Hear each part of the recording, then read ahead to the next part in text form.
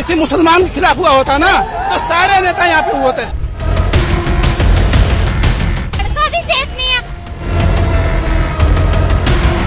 तो पुलिस हमें हटा रही है क्या? इस देश में क्या बोलने की आजादी नहीं है क्या? नमस्कार, मैं पल्लवी शर्मा, आप देख रहे हैं अमन न्यूज।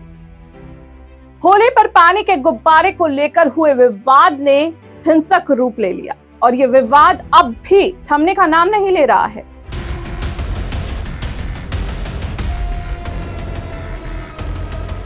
दरअसल 11 वर्षीय बच्ची द्वारा फेंके गए गुब्बारे से शुरू हुआ झगड़ा सांप्रदायिक तनाव में बदल गया, जिसमें 26 वर्षीय तरुण की पीट-पीटकर हत्या कर दी गई थी। किसी मुसलमान के खिलाफ हुआ होता ना तो सारे नेता यहाँ पे हुए होते, सारे नेता यहाँ पे होते, लेकिन कोई नेता साला यहाँ पे नहीं आया, कोई नेता नहीं आया यहाँ पे। खून खौलता मैम, खून खौलता हम लोगों का। आपको बता दें कि उत्तम नगर थाना क्षेत्र स्थित हस्ताल पुनर्वासिक कॉलोनी में होली की खुशियां उस समय मातम में बदल गईं, जब महज एक पानी के गुब्बारे को लेकर हुए विवाद ने पहले हिंसक फिर सांप्रदायिक रूप ले लिया। इनकाउंटर चाहिए हमें बस। मतलब अगर बहुत सारे मुसलमान के साथ रहता है तो वो बिल्कुल भी सेफ नहीं है, और अगर एक मुसलमान अगर हम हिंदुओं के साथ सेफ रहता है तो वो सेफ है। विवाद की शुरुआत बुधवार को हुई थी। मीडिया रिपोर्ट्स की माने तो तरुण के परिजन का कहना है कि उनके परिवार की महज 11 साल की एक बच्ची छत पर होली खेल रही थी। उसी दौरान उसने नीचे खड़े अपने पिता की ओर पानी से भरा गुब्बारा फेंका, लेकिन गुब्बारा सड़क पर गिर गया और उसका पानी पड़ोस के एक परिवार के मुस्लिम महिला पर जा गिरा। तरुण के परिवार का कहना है कि वह महिला दूसरे समुदाय से थी। पीड़ित परिजनों ने बताया कि हमने तुरंत उनसे माफी मांगी, लेकिन उन्होंने हमारी बात तक नहीं सुनी, जिसके बाद उन्होंने अपने रिश्तेदारों को बुला लिया और हमारे साथ झगड़ा शुरू कर दिया। आगे परिवार ने बताया कि करीब 1 घंटे बाद जब तरुण अपने दोस्तों के साथ होली खेलकर बाइक से घर लौटा तो 15-20 लोगों ने उसे रास्ते में रोक लिया। परिजन ने बताया कि उन लोगों ने तरुण पर लोहे की रॉड, ईंट, पत्थर और बाकी चीजों से हमला कर दिया।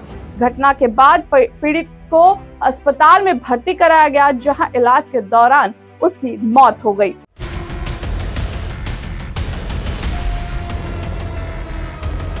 दिनांक 4 मार्च को जो इंसिडेंट हुआ था उसके मद्देनजर हम लोगों ने ये पर्याप्त सुरक्षा के इंतजाम किए हैं। इसमें हमने अपने लोकल पुलिस के साथ साथ जो आउटसाइड फोर्स है उसको भी डिप्लॉय किया है। हमने अपने पूरे एरिया को उसको चेक किया है। उसको हमने जोन में और सेक्टर में और सब सेक्टर में डिवाइड किया है।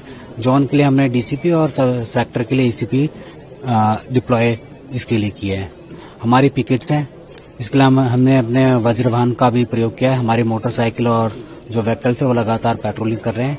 इसके अलावा हमने जितनी भी पीस कमेटी मीटिंग हमारे एरिया की थाना उत्तम नगर की उनको बुलाया, उनसे बातचीत करी। इसके अलावा हमने दोनों समुदाय के जो भी प्रबुद्ध लोग हैं उनको बुलाया है और उनसे आह्वान किया कि आप इलाके में शांति व्यवस्था बनाए रखें। इसके अलावा हम लोग जो लोगों से ये भी अपील करते हैं कि वो अफवाहों पर ध्यान न दें और जो भी उपद्रवी तर्क है उनको सपोर्ट ना करें। तरुण के दादा मान सिंह का कहना है कि उन्होंने तरुण को बेरहमी से पीटा था। जब वह सड़क पर गिर गया था तब उसके सीने पर एक बड़ा पत्थर मारा गया।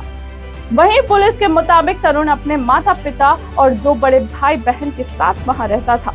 वह डिजिटल मार्केटिंग का एक कोर्स कर रहा था। पुलिस ने यह भी बताया कि उसके पिता नेमचंद मूल रूप से राजस्थान के रहने वाले हैं। वहीं तरुण की मौत की खबर सुनने के बाद लोग भड़क गए। थाने के सामने भारी भीड़ एकत्रित हो गई। मामले की गंभीरता को देखते हुए भारी पुलिस बल इलाके में तैनात कर दिया गया। किसी भी अप्रिय घटना को रोकने के लिए स्थानीय पुलिस के साथ साथ अतिरिक्त सुरक्षा बलों को भी तैनात किया गया। गलियों में लगातार फ्लैग मार्च किया गया। पुलिस ने इस मामले में अब तक 7 लोगों को गिरफ्तार कर लिया है, जिसमें एक नाबालिग भी शामिल है। पुलिस प्रशासन स्थानीय लोगों से शांति बनाए रखने और किसी भी तरह से अफवाह पर ध्यान न देने की अपील कर रहा है। घटना के बाद स्थानीय लोगों और परिवार ने न्याय की भी मांग की है। कई जगहों पर अब भी विरोध प्रदर्शन जारी है और मामले की निष्पक्ष जांच की मांग उठ रही है। और इस मामले में अब बुलडोजर एक्शन भी शुरू हो गया है। रिपोर्ट्स की माने तो आरोपी के निजामुद्दीन घर स्थित बुलडोजर एक्शन किया गया है। वहां पर बुलडोजर से कार्यवाही के दौरान उसका घर जो है वो तोड़ दिया गया है। लेकिन सवाल यही है कि होली का त्योहार जो रंग और खुशियों का होता है, उसी दिन एक परिवार ने अपना बेटा खो दिया।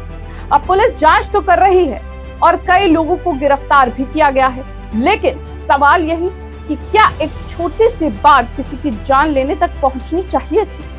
क्या इस तरह की बातों को समय रहते सुलझाया नहीं जा सकता था?